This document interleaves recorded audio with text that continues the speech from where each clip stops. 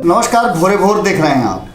और भोरे भोर में आज बिहार के राजनीति की एक अलग अध्याय की चर्चा शुरू करने जा रहे हैं। और इस अध्याय को आप गौर से सुनिएगा, क्योंकि अंत में ये सारे फैसले आपके लिए हो रहे हैं। तो शुरुआत करने से पहले मेरी दो लाइनें बहुत ज़रूरी है, क्योंकि आखिरकार आपकी चुप्पी बहुत कुछ कह रही है। पिघल जाए बोल सियासतदानों के कान में, पिघल जाए बोल सियासतदानों के कान में, शीशा की तरह गर्म रखिए शब्द जुबान में। नमस्कार। और जिस तरह का बिहार की राजनीति ने एक नया मोड़ ले लिया है, हमने आपको बहुत पहले कहा था कि ये सियासत, ये राजनीति 2020 का चुनाव एक अलग एरा में लेकर के जा रहा है बिहार और बिहार की राजनीति को। देश की राजनीति 2014 में करवट ली थी और उस करवट ने ऐसा रंग दिखाया कि 2019 में आपने और भी झोली भर भर के वोट दिया। बिल्कुल उसी दिशा में बिहार की राजनीति चल रही है। और भारतीय जनता पार्टी जिस तरह से 2020 के चुनाव में एक बड़ा, कहा जाए तो सीटों की संख्या बढ़ाने में सफल हुई है, और वो भी तब जब एक से एक धुरंधर बिहार की राजनीति में अपने नाम और सिक्का के साथ स्थापित है, वैसी स्थिति में सीटों का बढ़ना बहुत बड़ी बात है। क्योंकि जब बहुत बड़ा जनाधार था, जब पूरा देश एक ही नाम जप रहा था, तब तो बिहार ने ऐसा नहीं किया था। 2015 में नीतीश कुमार भारतीय जनता पार्टी के साथ नहीं थे, लालू प्रसाद के साथ मिलकर के भारतीय जनता पार्टी को उन्होंने जमीन पर पटक दिया था। वो तो सुशील मोदी का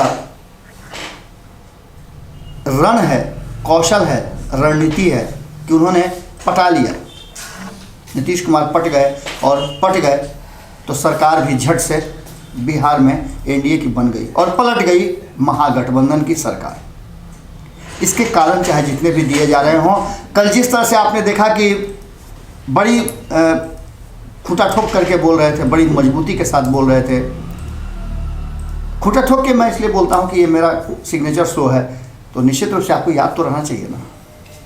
तो जिस तरह से कल सदन में बोल रहे थे कि मैंने तुमको उप मुख्यमंत्री बनाया। किसने बनाया? मैंने बनाया। बनाना और बिगाड़ना ऊपर वाले के हाथ में है, या फिर जनता के हाथ में है। लोकतंत्र में कोई किसी को बनाता और बिगाड़ता नहीं है। लेकिन खैर, ये वो अहम हो सकता है नीतीश कुमार जी का, जो इस उम्र के पड़ाव पर लंबे समय तक 15 साल से बेसी शासन करने का जो उन्होंने एक शपथ लिया था, वो पूरा कर दिया उन्होंने।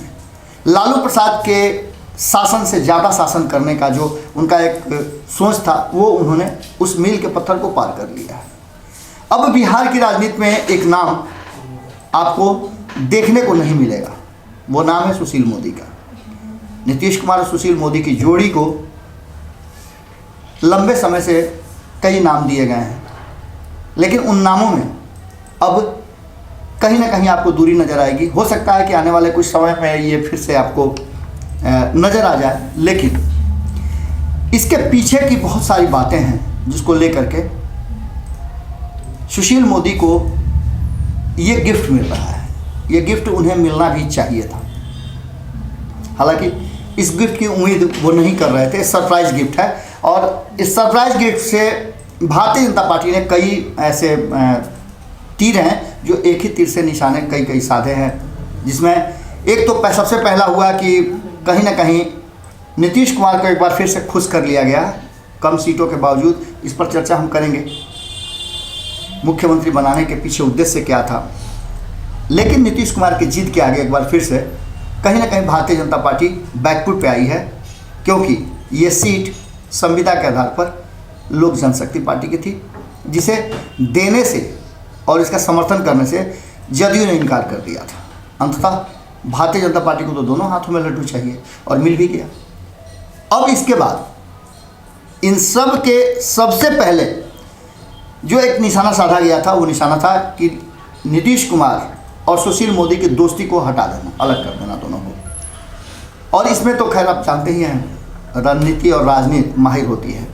अलग कर दिया गया, अलग करने के बाद अब वो केंद्र की तरफ रुख करेंगे। हालांकि अगर वो राज्यसभा का चुनाव जीत जाते हैं तो, क्योंकि महागठबंधन ने भी अपने उम्मीदवार खड़ा करने का फैसला कर लिया है। उम्मीदवार कौन होगा, हमने आपसे सवाल पूछे थे, अभी तक आपके जवाब पूरी तरह से नहीं आए हैं। जवाब आ जाएंगे तो फिर शाम में हम जब बैठेंगे तो आपसे आपके जवाबों पर भी हम चर्चा करेंगे। आपने बहुत सारे नाम सुझाए हैं, लेकिन अभी और आना बाकी है। रातों रात में हमने आपसे सवाल पूछा था, और अगर आपने अभी तक नहीं देखा है रातों रात, तो एक बार देख लीजिए और अपने जवाब दीजिए कि महागठबंधन से आप कौन से उम्मीदवार को, या फिर कौन से उम्मीदवार को आप समझते हैं कि राज्यसभा में जाएगा तो बिहार का भला होगा। रहा सवाल सुशील मोदी और नीतीश कुमार के, तो एक चर्चा बहुत ज़बरदस्त ढंग से हो रही है कि सुशील मोदी को बिहार से बाहर भेजने के पीछे एक सोची समझी रणनीति और पूरा प्लान है भारतीय जनता पार्टी का। इस प्लान में कई खंड हैं।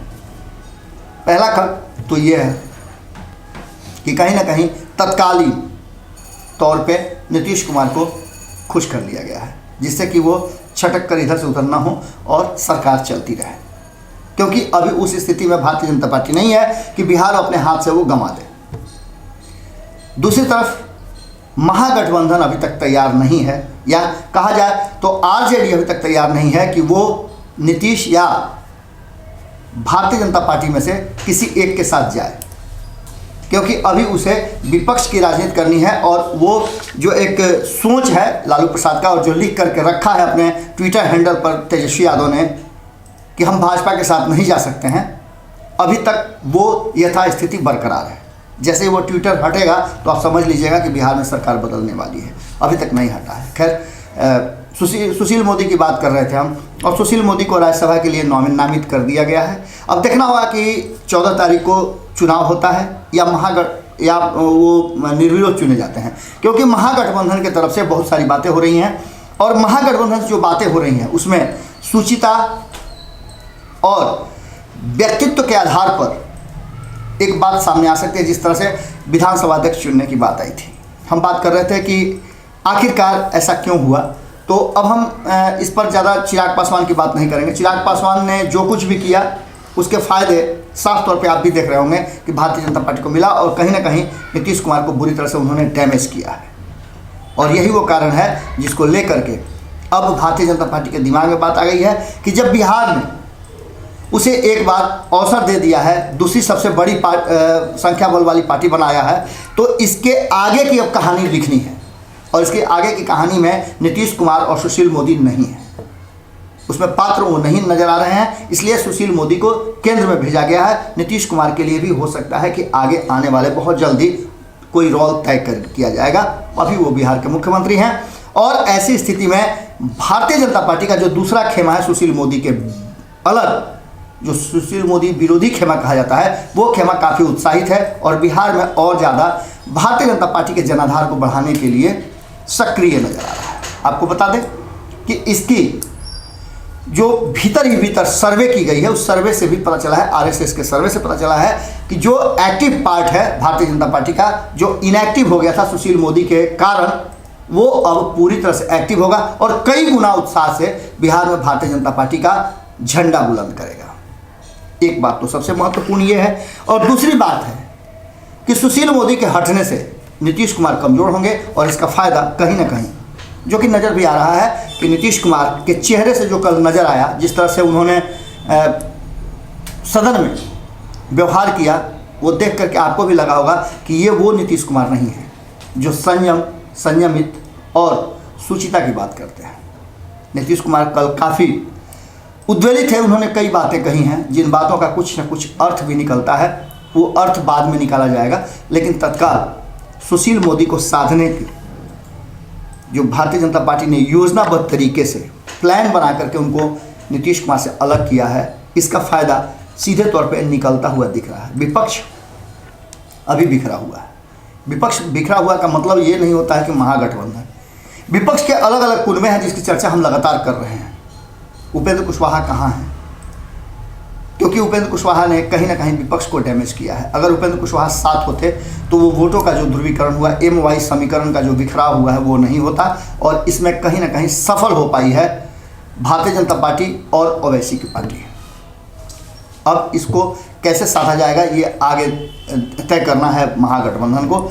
लेकिन एक बात तो तय नज़र आ रहा है कि अभी तक बिहार की जनता ने नीतीश कुमार का विकल्प तेजस्वी यादव को पूरी तरह से नहीं माना है। इस बात से आप इनकार नहीं कर सकते हैं। अगर मान लिया होता तो सीटों का आंकड़ा बहुत बड़ा होता।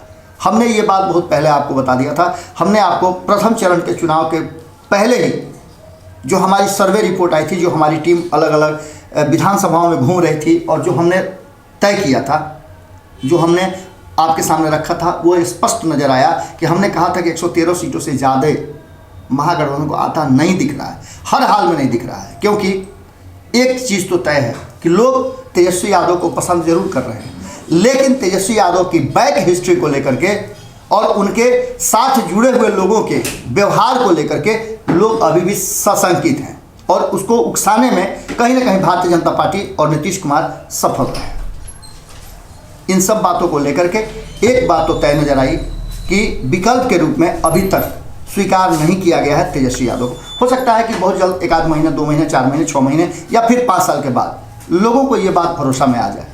पर अभी तत्काल जो स्थिति है उसमें विकल्प के रूप में एक नए चेहरे की तलाश हो रही है। अगर वो चेहरा बीजेपी देने में सक्षम हुआ, जो कि प्रयास कर रहा है। सुशील मोदी को हटाने के पीछे सबसे बड़ा कारण यह भी है कि एक चेहरा बिहार में स्थापित करने की कोशिश भारतीय जनता पार्टी ने शुरू कर दी है और ये बात नीतीश कुमार भी समझ रहे हैं।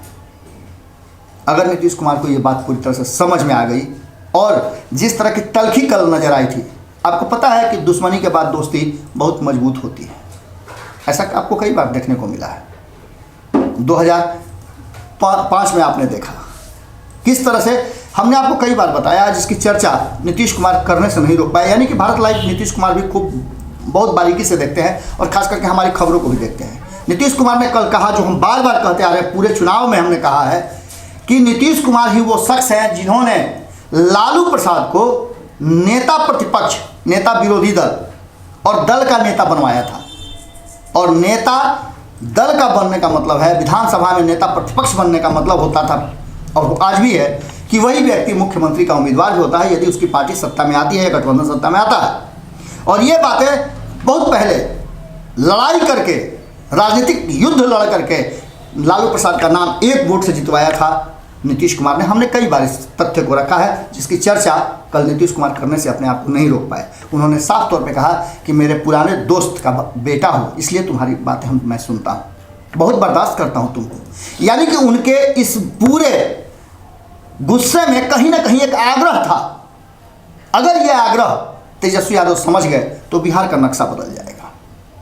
नक्शा बदलने की तैयारी भारतीय जनता पार्टी कर रही है और ये बातें दोनों ही खेमे समझ रहे हैं। जिस दिन ये पूरी तरह से बातें समझ गए और दुश्मनी अगर दोस्ती में बदल गई तो बिहार बदल जाएगा। सुशील मोदी एक प्लान के तहत बिहार से हटाए जा रहे हैं और इसके पीछे वो एग्रेसिव लोग हैं जो आरएसएस के कैडर हैं और भारतीय जनता पार्टी की सेवाओं में। आपने देखा होगा कि बहुत जल्दी भारतीय जनता पार्टी में भी पदों का और कई ऐसे पदाधिकारी हैं जिनका एकदम धड़ाधड़ परिवर्तन किया जा रहा है, नाम सामने आ रहे हैं। कुछ नाम ऐसे आपको चौंकाने वाले भी थे, रेणु देवी का नाम, तारकिशोर प्रसाद का नाम, ये जरूर चौंकाने वाले नाम थे। और इन लोगों को रख करके भारतीय जनता पार्टी ने एक बड़ा गेम किया है और ये गेम आपको देखने को मिल सकता है। देखना होगा कि क्या कुछ होता है। अभी बहुत समय बाकी है और समय के साथ साथ 14 तारीख को क्या परिणाम आते हैं, उससे पहले नामांकन 3 तारीख तक दाखिल करना है और कौन कौन नामांकन दाखिल करता है ये भी एक महत्वपूर्ण बात है। लेकिन भारतीय जनता पार्टी का प्लान बहुत मजबूत है। इस प्लान को बेचने की क्षमता अभी तक न कमजोर नीतीश कुमार के पास है और न ही बिखरा हुआ विपक्ष के पास है। तो क्या करना होगा आप खुद बेहतर समझ सकते हैं। आपके पास भी अगर कोई इस तरह की बात या फिर विचार है तो आप हमें दे सकते हैं। भोरे भोर में आज हम यही विराम लेते हैं। खबरों का सिलसिला तो आप जानते ही हैं, भारत लाइव पे जारी रहता है और इन खबरों को साझा करना, साथ में अन्य दोस्तों के साथ सब्सक्राइब करवाना भारत लाइव को, ये बहुत ज़रूरी है। क्योंकि आपका परिवार जितना बढ़ेगा उतना ही ज़्यादा हम सच्चाई को लोगों तक पहुंचा पाएंगे। कम से कम बिहार के 12 करोड़ लोगों, 12.5 करोड़ लोगों तक हमारी पहुंच बहुत ज़रूरी है। क्योंकि यही वो रास्ता है जहां हम उस लड़ाई को लड़ सकते हैं जो आपके लिए है, बिहार के लिए है और बिहार के विकास के लिए है। नमस्कार। अगर ये वीडियो पसंद आई और वह बिहार के राजनीति और बिहारियत से सरोकार रखेनी तो सब्सक्राइब बटन दबा के चैनल के सब्सक्राइब कर ली। ओजे एगो घंटी बा, ओकरा बटन दबा देला से कुल सटीक और मारक खबर रुआ मुफ्त में मिल जाई। अगर रुआ पत्रकारिता के हमनी के नया प्रयोग में सहयोग कर चाहतानी तो ज्वाइन बटन दबा दी। पेटीएम नंबर नोट कर ली 9386816700। धन्यवाद।